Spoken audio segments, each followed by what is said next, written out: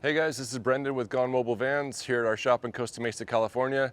We're out front. I'd like to give you a quick tour of this brand new 2022 high roof Sprinter, 144 wheelbase. It's a two-wheel drive, but we just wrapped it up and it's a pretty cool little build. I'd love to show it to you guys. So up front in the van, this is a brand new stock Sprinter. We didn't perform any upgrades in this area, but it's a really nice clean cockpit. Still got the plastic on the screen here. Like I said, it's brand new. Got the smaller dashboard screen, still perfectly great with the 360 cameras. It's awesome. Leather seats, no swivels. He wasn't looking for those right now. We might do them later for him. Really nice, clean build, comfortable and ready to roll. All right, so starting up front and moving our way back in this van, we've got the Flatline Van Company overhead shelf right here. It bolts in super easy, really nice and strong. I love how they've got the L-track mounting here so you can add in some little D-rings or hooks and hang towel or your shirt or whatever you need to off of here. Add some extra storage, perfect for bedding or pillows or jackets, things like that. Super great solution. So for the majority of our internal components for this van, we went with Lost Highway Customs. This is one of their 52-inch overhead cabinets here. This has the headliner, stock headliner side profile, so it matches up nicely with the headliner. Nice bamboo doors, positive lockout struts here so the doors will stay open. Really nice quality, super sturdy. Whole van will shake with these things. They go back down, soft close, really soft close actually. It helps just to give them a little push, but they lock in there. Nice clean look and super solid. For the galley for this van, we went with the Lost Highway Customs doorway galley. It's a 36-inch doorway galley here, all aluminum construction. On the side here, we've got one pull-out drawer, plenty of space for utensils, cutting boards, things like that. On the down low, we've got an isotherm DR85 refrigerator. Slides out. It's got a refrigerator here, and it also has a slide-out freezer section right here. Low power, 12 volt, works really nicely. I like the stainless steel front on there, looks nice and clean. So there are a couple pros and cons to either type of refrigerator, whether it's a fridge that is built into a cabinet versus a Dometic or ARB style ice chest style fridge. The ice chest style refrigerators are more efficient because it keeps all the cold air in there longer when you open up the lid, but it also takes up more floor space. So you have to find a dedicated spot for that. Sometimes it's great, you can use it as a bench seat. In a build like this, I definitely prefer the refrigerators that fit into cabinetry. Takes up a little bit less space, may not have as much storage capacity as one of the big Dometic style fridges, but it really works well with a build like this where it's kind of compact in here, so making use of space is a really great idea in this. I do like the stainless steel, and Isotherm is a great brand, so pros and cons, and could come down to personal preference as to what you like best and how you want to use your van, but you really can't go wrong with either brand or either type of fridge. Just got to figure out what's going to work best with your build. So one of the things I really like on the equipment from Lost Highway are like their door latches.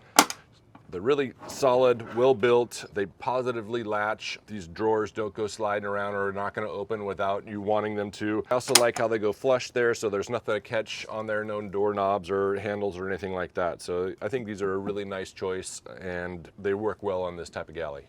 So this doorway galley from Lost Highway is great. It's a 36-inch wide, 22.5 inches deep and 36 inches tall.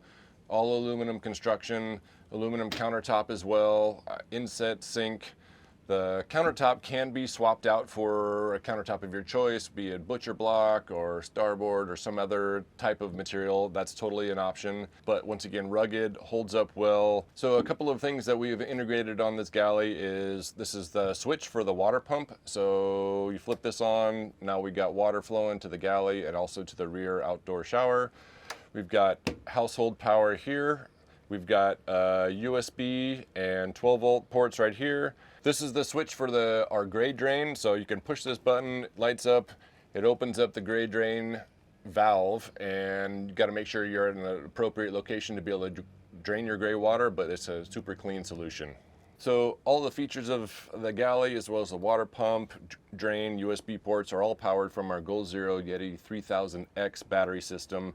We'll show you that in a little bit, but it's all tied in and powers the whole entire van. So this was a Mercedes crew van, so it came with the stock headliner. The client decided to keep it that way, which I think is a great choice. It's just a nice clean finish up here.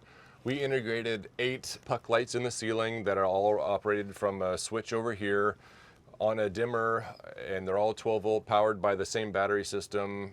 Nice and clean, and it just adds a really nice finish. So one of the differences between like the Transit crew van and the Sprinter crew van is that the Sprinter crew van, you got a stock headliner all the way back, nice finish, it looks great. On the Transit, the crew van, it stops basically here, right at the doorway here. So you get a front headliner and it stops, and the rest of it is just bare metal. Kind of an interesting solution from Ford. I would have preferred them to go with something along these lines, but we make do and we build out the crew vans on the Transits as well. So we integrated a Max Fan 7500 Deluxe in this build, put the fan in, traced out the hole for the headliner, cut it out, nice trim ring, finishes it off nicely. We really don't build a van without the Max Fan. I think it's like the key solution for getting some air movement in these things. So one pro tip with the Max Fan remote is that it's an IR remote. It's not radio, it's line of sight essentially. So you got to make sure that you're pointing this up at the fan itself. Pointing it this direction and pushing the button isn't going to get the fan to work. So you got to point it at the fan, push the button, and it'll work.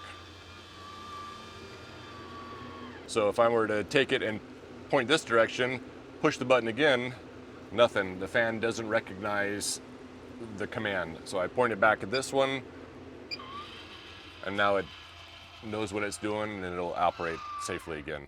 We get questions about that sometimes, saying, hey, the remote doesn't work, and I have to remind people it's like the old school TV remote where you got to point it right at the TV to actually get it to do what it wants to do. So one of the questions we get all the time are like, how do you keep the van cool? Do you go with a fan only, or do you go with a AC unit as well? And 90+% of our clients here in Southern California, we only put in a Max Fan. Sometimes we put in double fans. Rarely do we put in an AC unit, and there's a couple reasons for that. Most of the time, you want an AC unit, you want to be able to run that off-grid, and what goes along with that is a hefty price tag for a solid battery system that can run that for more than a couple hours. So that's a pretty big price tag for the battery system, as well as a decent price tag for a high-end 12-volt AC unit. They're great, really efficient, they work really well. It just takes the price of your build up a significant notch. We think the fan works really super solid. You open up the bunk windows or open up some other windows up front, and you got the fan on extract, and it really moves air quite nicely. So in a more temperate climate like we are here, a fan is way more useful than an AC unit, in our opinion. That being said, an AC unit is a great solution if that's really something that's important for you. You got pets that you want to be able to leave in the van while you're out hiking, things like that. No problem. We'd like to do that is we'll install AC units and the power system required to make sure that they can run. Another alternative is a shore power only AC unit as well. So if you happen to be going and camping at sites where you have hookups, you can plug in there and run that off the shore power from the campsite. Otherwise, a solid battery system and a great 12-volt AC unit is a good solution if requirements are necessary like that. So we went with low fender boxes on this build from Lost Highway Customs as well. These are their 60-inch boxes. This is their dark gray powder coat color. The way we build the vans here is we have power on the driver's side of the van and water system on the passenger side of the van. So on this side, we've got our Goal Zero Yeti 3000X in here. We have an access panel up front here to be able to read the battery and check on status, turn ports on and off. And then on this side of the van, we've got the water system. The power system that we integrated with this van is the Goal Zero Yeti 3000X. It's a really compact system that holds a decent amount of capacity in there. It powers everything inside this van: lights, fan, water pump, reading lights, you name it, USB ports. It powers everything. It has alternator charging, so when the van is running, it will charge from the alternator, and we have also integrated two 100-watt Renogy solar panels on the roof that will also charge this thing passively when you're sitting in the sun. A couple of different sizing options when we use a Goal Zero system. One is the Yeti 1500X and one is the Yeti 3000X. There is also a 6000X, but we rarely integrate those. We tend towards recommending the 3000X because it's a decent amount of capacity, around 240, 250 amp hours in there based on that battery chemistry versus 130 or so out of the 1500X. They both have the same capacity or to deliver power. It's just got a larger tank, if you will, in the 3000X. So it can still run a microwave, it can still power the water pump, can still power the fan, no problem. It's just like how long that'll be able to do that. So there's really no difference between the two other than the amount of fuel in the tank. The 3000X is really the sweet spot for us, where it provides enough capacity and still a small enough footprint to allow you to still maximize storage and space inside these fender boxes. So in this van and most of the vans that we build, we integrate a 20-gallon wheel well water tank. This tank is from Northwest Conversions. Fits over the wheel well nice and snug, so it maximizes space in here. We're able to vent the tank, so when you're filling it or when you're drawing water out of it with a water pump, it's not going to collapse or expand. With this wheel well tank, since it's so compact, there's still plenty of space in here for some additional storage. Soft goods, pillows, blankets, jackets, the table legs can go in there, other chairs, beach chairs, things like that can all fit inside this wheel well box with this 20-gallon tank. So this water system provides water to both the galley and as well out back. So it's great for washing off your bikes, washing off your feet, surfboards after a surf. You could even rinse off after when you're camping. This is a great outdoor shower as well. Quick connect fitting goes in there, and now you've got water out the back. So when we build these washdown kits for clients, we add quick connect fittings on these. So it's really easy just to disconnect from here. This is your regular washdown sprayer, and then you can take the same quick connect and add it to the hot water heater here. Click it in there, and now you've got water going to your hot water heater. Here's the shower head that comes with the instant hot water heater. We're gonna hook this up to the bottom of the water outlet on the instant hot water heater. So we've got the water supply coming in, this is the water supply coming out, and here's your shower wand. It has a stop-start button on there, so I typically like to keep it on stop, so when you flip the water pump switch on, it's not just going to shoot water before you're ready for it. Here's the propane hose for the hot water heater. This will screw on here. This is a compression fitting, so you don't really need to wrench it or anything like that. It's a nice tight seal anyways. We run these off of the 1-pound barbecue bottles. You will need this brass adapter here. So this goes from the small threads on these barbecue bottles to a traditional barbecue style propane fitting. This will go onto here, screws on, and now you've got propane fed to the hot water heater as well. So with your water pump switch on, all your hoses all connected, now the control is here with the on-off switch on the shower head. You push it on, water starts flowing, propane heater starts up instantly. Got hot water right off the bat. You can stop it really easy. The pump stops, the water heater stops, you're not wasting water. You can get quick soaped up that way, turn the water off, conserve your water. When you're ready to rinse back off again, push the button, starts right back up again. You got hot water, ready to go. So what I love about these simple hot water solutions is it really allows you to stay out on the road a few days longer if you want to. It's a clean, easy way to get clean after a hike, warm up after a surf at the beach, rinse your kids off. It's a great solution for having a nice hot water shower outdoor of the van. These are the seat cushion options that come with the Lost Highway boxes. They're made out of sunbrella fabric. They hold up well. They're designed to be used outdoors, so they're a good solid fabric. This is the color combination that they offer. If you don't like this option, I do have other options from another supplier that'll make us any kind of color and size cushions that you'd like. One of the reasons why we like this fender box system from Lost Highway Customs is that it really ticks a lot of boxes. It's a water storage tank solution. It's a power enclosure system.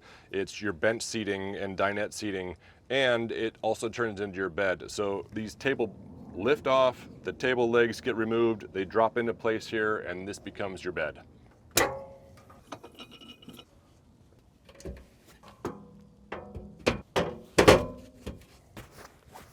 This bed in this position is 60 inches long by about 69 inches wide.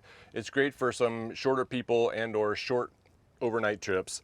What I'm going to do in my van is going to be some taller fender boxes, which will get up another 12 or so inches, and it will be integrated with flare space flares, so we'll be able to sleep sideways.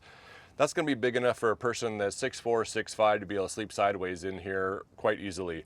So we got two different options for two different types of builds. So other lighting options that we added in this van are some reading lights on either side here. These are flexible gooseneck style reading lights. They're touch sensitive. They have 3 different levels of brightness: low, medium, bright, and they also have a red light function. Take it easier on your eyes late at night so it doesn't attract a whole lot of attention. Tap it, it goes off again.